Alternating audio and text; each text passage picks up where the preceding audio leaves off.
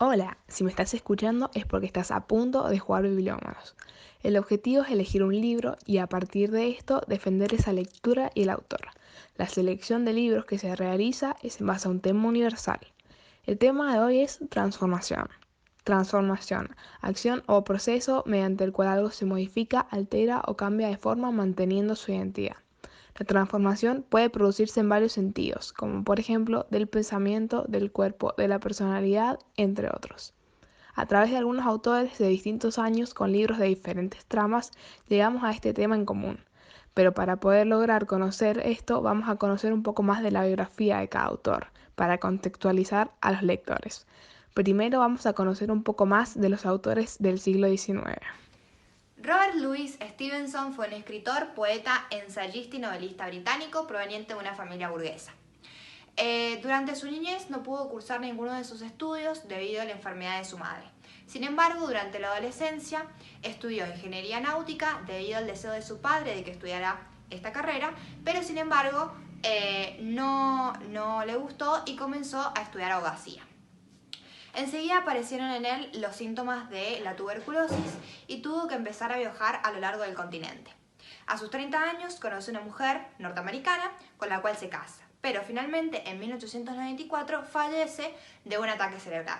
Entre sus libros más conocidos encontramos La isla del tesoro, Secuestrado y El extraño caso de Dr. Jekyll y Mr. Hyde. Hay escritores de la misma época. Bueno, Franz Kafka nace en 1883 en la ciudad de Praga.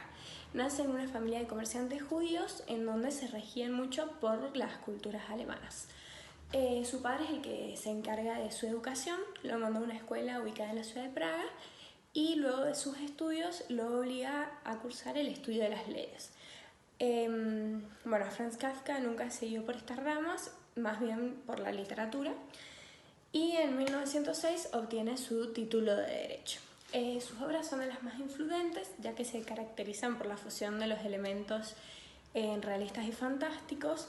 Además, sus principales conflictos son los paternos filiales. También muestra la brutalidad física y psicológica, la burocracia, las transformaciones espirituales, el existencialismo, bueno, entre otros temas muy influyentes. Sus relaciones personales influyeron mucho cuando escribió sus obras, como por ejemplo el padre, que es el que tuvo más influencia, que escribió el libro Carta al Padre. Además, bueno, en la Metamorfosis se ve muy reflejado cómo el padre lo despreciaba a él, no lo quería, no lo apoyaba. Bueno, su prometida, Carta a Félix, y su hermana Otla, que le escribió cartas a otra. Él era el mayor de los 6 hermanos, 2 murieron de jóvenes y las otras 3 hermanas murieron por el holocausto. La relación que tenía con las hermanas fue lo que le formó el carácter que tenía Franz Kafka. En 1917 le diagnostican tuberculosis, pero después de varios años, en 1923, ahí es cuando se ve muy agravado, conoce a uno de sus amores más anhelados, que más anhela, pero al siguiente año muere en el sanatorio de Kerning. Bueno, ¿les parece que sigamos conociendo más, pero de autores más actuales? Bueno, en ese caso les puedo hablar de Jerzy Kosinski. Jerzy Kosinski es un autor que nació en 1933 en Polonia.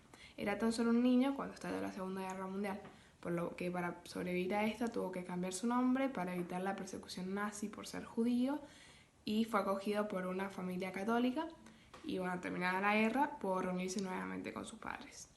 Él estudió historias y ciencias políticas en la Universidad de Polonia y luego migró a Estados Unidos, donde estudió en la Universidad de Columbia.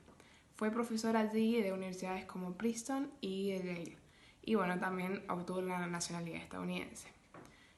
Bueno, por sus obras literarias obtuvo grandes premios como los National Book Awards y el mejor libro extranjero. Entre sus libros más reconocidos se encuentra El pájaro pintado, Cockpit y Desde el jardín, que es una historia de un jardinero que llegó a la vida adulta muy separado de la sociedad. Y bueno, todos sus libros han sido muy reconocidos, siempre han estado entre las primeras páginas del New York Times, hasta que en los años 80 fue acusado de plagio porque algunas de sus obras tenían similitudes con obras polacas nunca traducidas. Entonces acá hubo un declive muy grande en su carrera, lo que se comenta que capaz que fue un detonante para cometer suicidio en 1991. Así que esa es toda su historia. Y bueno, Juliana, ¿tu autor de qué año era? Bueno, mi autor es Ray Bradbury y es del año 1920. Él fue un escritor de cuentos cortos y guiones, también fue un novelista y poeta estadounidense. Se puede decir que su era más marcada fue en 1950, en la década del 50, donde publicó el libro Crónicas Marcianas, el cual planteaba las ansiedades de la sociedad norteamericana de ese momento. Con estas ansiedades nos referimos a los miedos que estaba atravesando, que eran miedo a la censura, miedo a los poderes políticos extranjeros, el miedo a esta gran desigualdad de clases que había y el miedo a una guerra nuclear. Además, podemos ver otro libro en el que se plantean también estos miedos de las sociedades, en Fahrenheit 451, el cual fue publicado en 1953, y en esta historia lo que se quería era denunciar el macartismo, el cual fue un proceso en el cual una persona denunciaba a otras personas acusándolas de tener ideales comunistas sin un debido proceso legal que respete los derechos de las demás personas. Y además se plantea esta historia de la quema de libros de la Alemania nazi, el cual es un proceso que también en Argentina sucedió en la dictadura de 1943, y lo que se hace es quemar los libros o cualquier material histórico que plantee una ideología diferente a los líderes políticos de ese momento. Y bueno, y estas historias podemos ver que son escritas en un contexto de Guerra Fría, en el cual tenemos un enfrentamiento entre la URSS con ideas comunistas y Estados Unidos con ideas más capitalistas. Y podemos decir que Estados Unidos viene de pasar dos grandes guerras. Todos los países han participado en esas guerras, la mayoría de los países, pero Estados Unidos ha tenido una fuerte impronta y bueno, y en esas guerras se ha visto como aliado de la URSS y ahora se encuentran en un enfrentamiento entre ellos en esa época.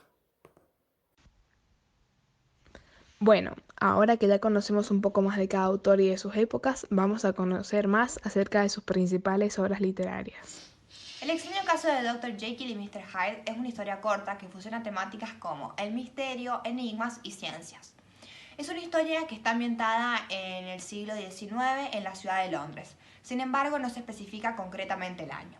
El personaje principal de esta historia es el reconocido Dr. Jekyll, una persona que posee un trastorno en su personalidad, lo cual provoca una dualidad entre el bien y el mal en su carácter y en sus acciones. Nadie conoce acerca de esta particularidad de Jekyll. Sin embargo, un reconocido abogado, Utterson, y fiel amigo de Dr. Jekyll, comienza a percibir ciertas extrañezas en el comportamiento de su amigo, como por ejemplo el hecho de destinar toda su fortuna a un hombre de apellido Hyde, una persona completamente desconocida por Utterson. Una frase que evidencia esto en la novela es la siguiente: este documento era desde hace mucho una pesadilla para Utterson. La fascinación por la ciencia lleva a Jekyll a crear una poción que le permite convertirse en una persona diferente. Hyde, una persona temible, horrorosa, odiosa. Estos son ciertos adjetivos que se utilizan en la historia para describir a esta persona. Hyde, por una parte, simboliza el mal, mientras que Jekyll, por otra parte, simboliza el bien, valores completamente diferentes. Incluso físicamente esto también ocurre. Hyde es una persona baja, fea, horrorosa, temible. Por otra parte, Jekyll es una persona alta, esbelta y guapa. Por ejemplo, una frase también que pude rescatar de la historia es la siguiente: la normalidad y deformidad esencial del individuo que tenía delante y que suscitaba la extraordinaria repugnancia que he dicho, parecía convenir con esa extrañeza y resultaba reforzada. También es interesante el análisis de los nombres que el autor destina a cada uno de los personajes. Por una parte, Jekyll posee la palabra kill en el apellido, palabra que en el idioma inglés significa matar. Por otra parte, Hyde, el nombre de la otra personalidad del doctor, Significa en inglés la palabra esconder. En definitiva, hide es una máscara que esconde las atrocidades que Jekyll piensa, pero que no puede ejecutar sin que el resto de las personas conozcan su verdadera identidad. Es una historia que desenvuelve diferentes enigmas y misterios que atrapan al lector y que incluyen a diferentes personajes que enriquecen y complementan a esta increíble historia. Mi libro está muy bueno, el pensamiento de la transformación. Mi libro demuestra la transformación física, es la metamorfosis de Franz Kafka. Bueno, la historia relata de Gregorio Samsa, que es un comerciante viajero que un día se levanta y estaba convertido en un monstruoso insecto. Entonces la familia lo desprecia, ya que antes era él el que mantenía a toda la familia porque los otros no trabajaban y la hermana tenía 17 años. Entonces él los mantenía. Entonces cuando está convertido en un insecto no les queda otra a la familia que trabajar para conseguir dinero para mantenerse. Entonces lo desprecian, no lo quieren, y él sobrevive por la hermana que ella era la que le daba la comida, le sacaba los muebles para que pudiera trepar sin obstáculos, bueno, entre otras cosas. Un día, cuando la madre y la hermana entran a la pieza a ordenar muebles, él se escapa y le produce la madre se desmaya al verlo. Entonces el padre lo encierra de vuelta y le larga manzanas que le hacen una lastimadura. Pero bueno, ahí también hay una frase muy característica del libro que dice: tendré menos sensaciones que antes, se preguntaba él, o sea, Gregorio. Bueno, esto sigue así, que la familia lo desprecia, hasta que una noche ellos alquilaban su pieza de huéspedes para ganar plata, y una noche estaban cenando y él se asoma y revoluciona a todos los huéspedes. Entonces se enojan con él y lo encierran, hasta la hermana se enoja con él y él automáticamente se decide dejar morir porque deja de comer para no causarle más problemas a la familia. Sus formas de ver la transformación son de las más comunes y clásicas, aunque también son muy interesantes. En cambio, en mi libro se ve la transformación desde otro lado, desde cómo la gente, a través de una primera impresión o solo un pequeño mal entendimiento de los mensajes, puede diferir en el mensaje que realmente el emisor quiere dar y cómo se transforma, digamos, la persona en sí. Esto también en el libro se trata muy sarcásticamente de la televisión, de cómo la televisión da un mensaje muy distinto al que capaz el emisor quiso dar. En este caso, como ya les dije, mi protagonista es un jardinero que a la edad adulta recién empieza a tener contacto con la realidad, y entonces solo sabe hablar de temas que respectan con su trabajo, es decir, de plantas, de árboles, de flores, de épocas fértiles para la plantación y, bueno, estaciones. Pero la gente ve en él solamente analogías de temas muy importantes como economía o política. Por un golpe de suerte, mi protagonista puede tener conversaciones con el presidente, encargados de la URSS, de Alemania y, bueno, de otros países muy importantes, y todos lo tratan a él como un financista y que da muchos muy buenos consejos sobre política.